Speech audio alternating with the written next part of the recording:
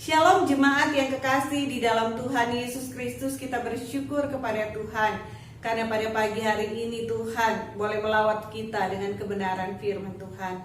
Mari kita satu di dalam doa. Allah Bapa yang bertahta di dalam kerajaan surga, kami bersyukur kepadamu Tuhan, karena Tuhan mau melawat kami dengan kebenaran firman-Mu, firman yang menjadi suluh dan pelita bagi langkah kehidupan kami, sehingga kami boleh hidup di dalam kebenaran Tuhan. Berfirmanlah Tuhan, dan hati kami siap untuk mendengarkan firman Tuhan. Dalam nama Tuhan Yesus kami berdoa, amin. Bapak Ibu Saudara yang kekasih di dalam Tuhan Yesus Kristus, pagi hari ini kita akan merenungkan firman Tuhan dengan tema pelayan yang teruji, dengan kita meneladani kesetiaan Rasul Paulus di dalam melayani Tuhan, seperti yang telah disaksikannya kepada jemaat di Tesalonika. Mari kita baca firman Tuhan yang mendasari perenungan kita saat ini dari 1 Tesalonika pasal 2 ayat yang pertama sampai dengan ayat yang ke-12. Namun di awal perenungan kita akan baca ayat yang ketiga dan ayat yang keempat, dan di dalam perenungan nanti kita akan merenungkan keseluruhan ayat ini. 1 Tesalonika 2 ayat 3 sampai dengan ayat yang keempat, firman Tuhan berkata, sebab nasihat kami tidak lahir dari kesesatan atau dari maksud yang tidak murni, dan juga tidak disertai tipu daya.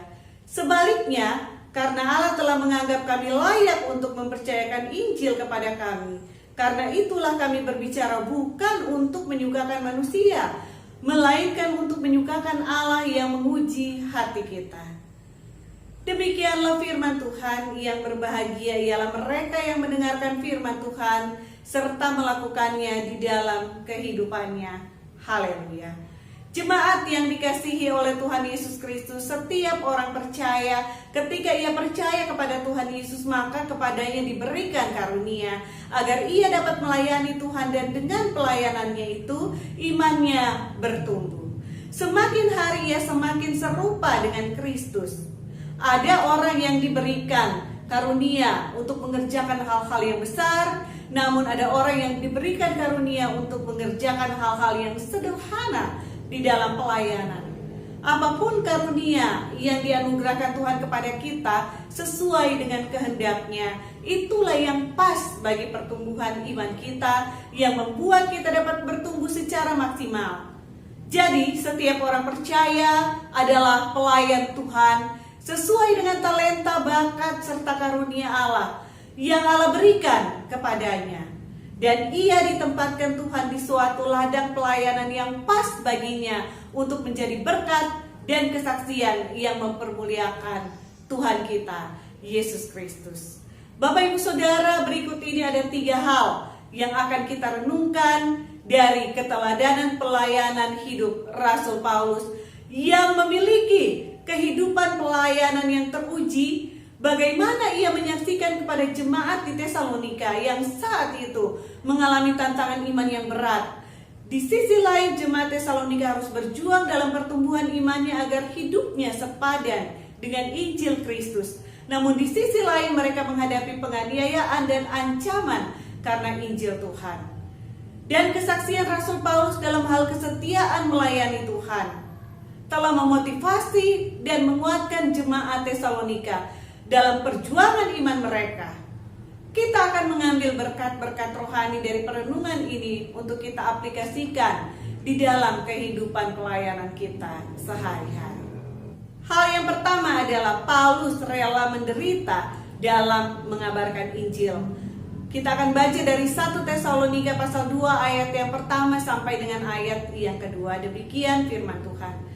Kamu sendiri pun memang tahu, saudara-saudara, bahwa kedatangan kami di antaramu tidaklah sia-sia.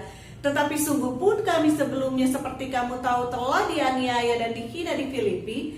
Namun dengan pertolongan Allah kita, kami beroleh keberanian untuk memberitakan Injil Allah kepada kamu dalam perjuangan yang berat. Bapak Ibu Saudari kekasih di dalam Tuhan, di ayat ini Paulus menyatakan bahwa ada banyak sekali tantangan yang akan dihadapi oleh seorang yang memberitakan Injil Tuhan. Bahkan Paulus menyatakan bahwa memberitakan Injil Tuhan merupakan suatu perjuangan yang berat. Namun ia mengakui bahwa ia memiliki keberanian untuk menghadapi semuanya itu karena pertolongan Allah. Dan apapun yang dilakukannya tidaklah sia-sia. Rasul Paulus tahu bahwa dalam pemberitaan Injil ia akan menghadapi penderitaan bahkan penganiayaan. Namun ia rela masuk di dalam medan Allah. Ia tahu bahwa kasih karunia Allah cukup baginya. Dan Allah akan menolong dia untuk menang. Baginya, perjuangan dan penderitaan dalam mencapai tujuan Allah tidak akan pernah sia-sia.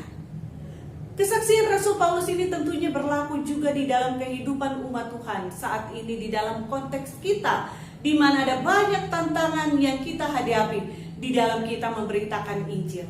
Bahkan dengan situasi dan kondisi kehidupan kita membutuhkan perjuangan yang berat untuk tetap dapat menyaksikan Injil Kristus melalui kehidupan praktis kita. Dalam situasi seperti ini, kita harus ingat bahwa kita punya penolong yang besar yang dapat mengatasi segala kondisi kehidupan kita. Tuhanlah penolong kita. Ia menjadikan kita sebagai pemenang. Untuk kita bisa menang, maka hendaknya kita tidak menghindari situasi hidup yang diizinkan Allah untuk kita hadapi. Seperti apapun situasi hidup tersebut. Seperti yang telah diteladankan oleh Rasul Paulus, maka kita harus rela dibimbing oleh tangan Tuhan masuk di dalam medan pertempuran kita.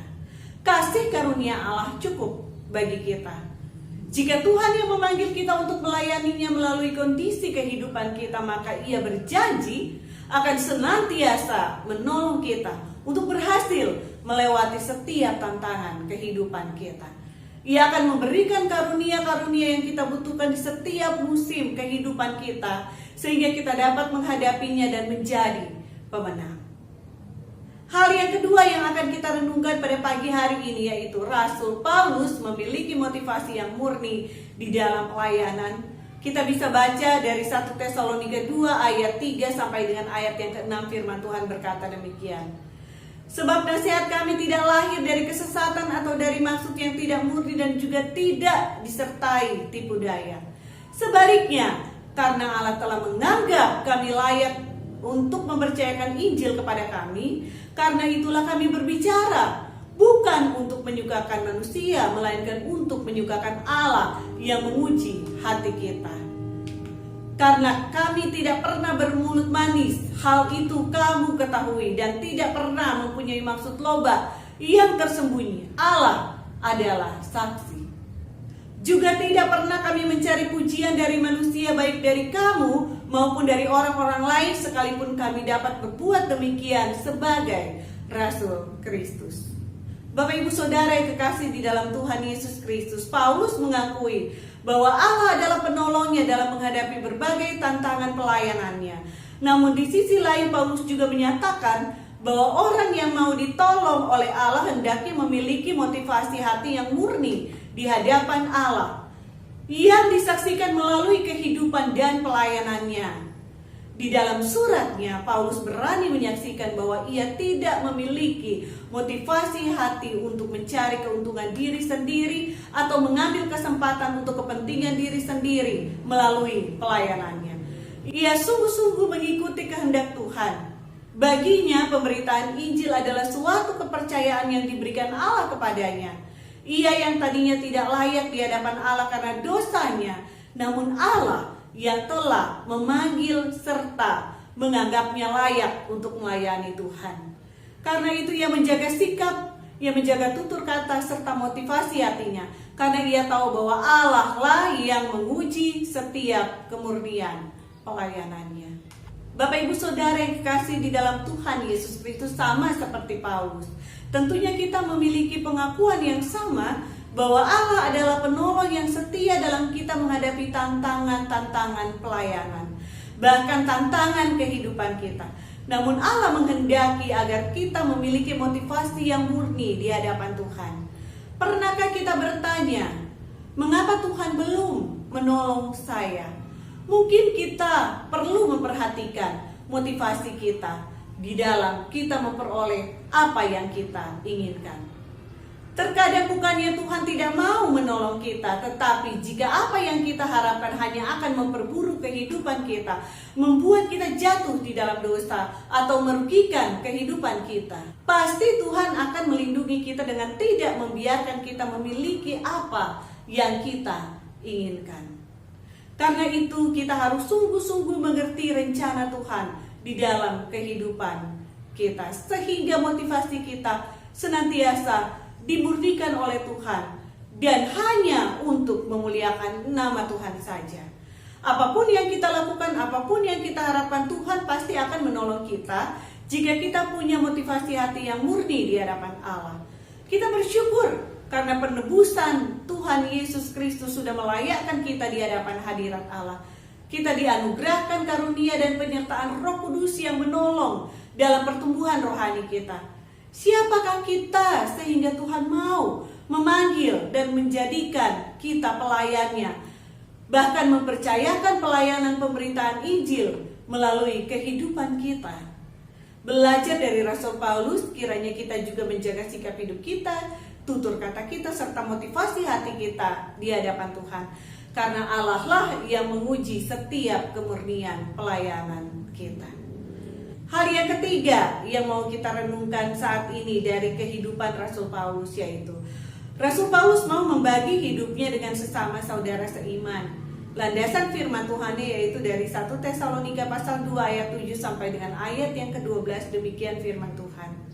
Tetapi kami berlaku ramah di antara kamu sama seperti seorang ibu mengasuh dan merawati anaknya.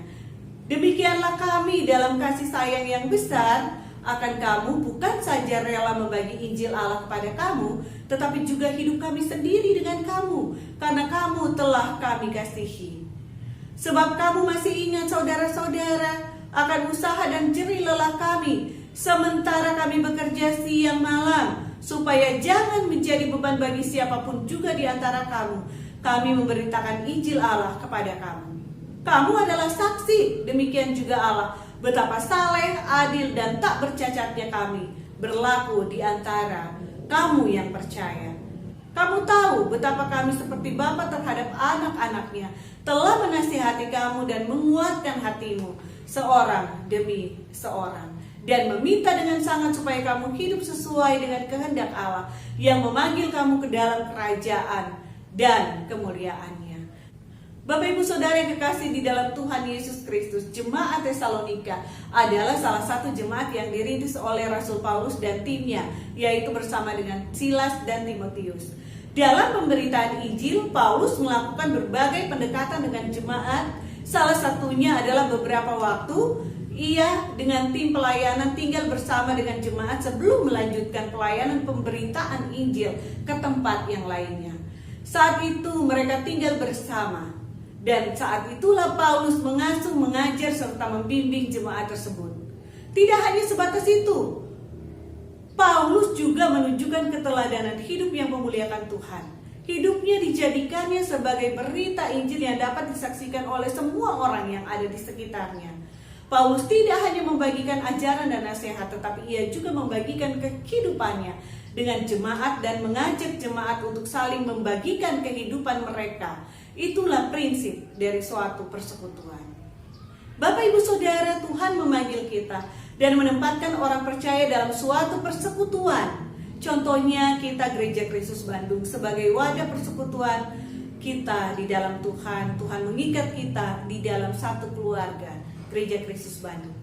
Tuhan tentunya menghendaki kita untuk membagikan kehidupan kita kepada saudara sepersekutuan kita, seperti yang telah diteladankan oleh Rasul Paulus. Ada yang diberikan karunia untuk merawat seperti seorang ibu, ada yang diberikan karunia untuk menasehati dan menguatkan seperti seorang ayah, ada yang diberkati dengan materi yang lebih untuk menjadi berkat secara finansial, ada yang diberkati dengan berbagai talenta untuk melaksanakan ibadah, ada yang diberkati dengan hikmat Tuhan untuk memberitakan firman Tuhan, ada yang diberkati dengan kemampuan mengurus rumah tangga gereja, ada yang diberkati dengan kemampuan khusus untuk mengelola keuangan gereja, dan banyak hal lainnya. Kita semua dipanggil Tuhan untuk membagikan kehidupan kita bagi sesama saudara seiman, sepersekutuan kita. Kita sama-sama belajar untuk memaksimalkan karunia Allah dan menjadi berkat bagi sesama saudara sepersekutuan kita, sehingga persekutuan kita menjadi utuh, bertumbuh serta mempermuliakan nama Tuhan. Kiranya firman Tuhan ini boleh memberkati kita semua, sehingga kita boleh menjadi pelayan-pelayan Tuhan yang teruji. Dan ketika Tuhan Yesus datang kembali, Dia boleh berkata kepada kita, "Baik sekali perbuatanmu, hai hambaku yang baik dan setia. Engkau telah setia dalam perkara kecil, aku akan memberikan kepadamu tanggung jawab dalam perkara yang besar. Masuklah dan turutlah dalam kebahagiaan Tuhan." Tuhan Yesus memberkati kita semua. Amin. Mari kita satu di dalam doa. Allah Bapa kami yang bertahta di dalam kerajaan surga, kami bersyukur kepadamu Tuhan untuk panggilan Tuhan bagi kami. Kami bersyukur karena Engkau yang melayakkan kami Tuhan untuk menjadi pelayan-pelayan Tuhan, untuk menjadi hamba-hamba Tuhan. Dan Tuhan, kami akan menghadapi berbagai ujian pelayanan kami. Namun di balik semua itu Engkau menyediakan berkat bagi kami, supaya kami boleh bertumbuh secara rohani, makin hari makin serupa dengan Kristus. Kami yakin Tuhan, bahwa Tuhan dalam Roh Kudus-Mu akan senantiasa menyertai kami dan menjadikan kami pemenang. Terima kasih kami boleh belajar dari teladan Rasul Paulus, dan biarlah Tuhan, kami boleh memetik berkat-berkat rohani ini untuk kehidupan pelayanan kami.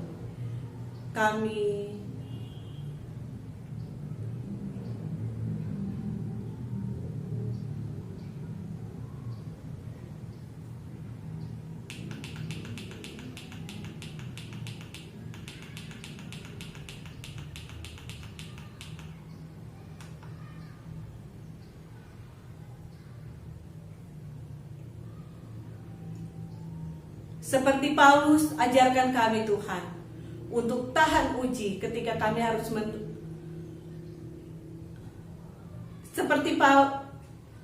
seperti Paulus, Tuhan tolong kami supaya kami boleh tahan uji ketika kami harus menghadapi ujian kehidupan, ketika kami harus menghadapi penderitaan karena kami memberitakan Injil Tuhan. Biarlah Tuhan Engkau yang memberikan kami kekuatan untuk menang. Kami juga Tuhan berdoa, biarlah Engkau senantiasa memurnikan motivasi hati kami di hadapan Tuhan, sehingga pelayanan kami murni dan mempermuliakan nama-Mu Tuhan. Kami juga Tuhan berdoa, biarlah Tuhan Engkau memberkati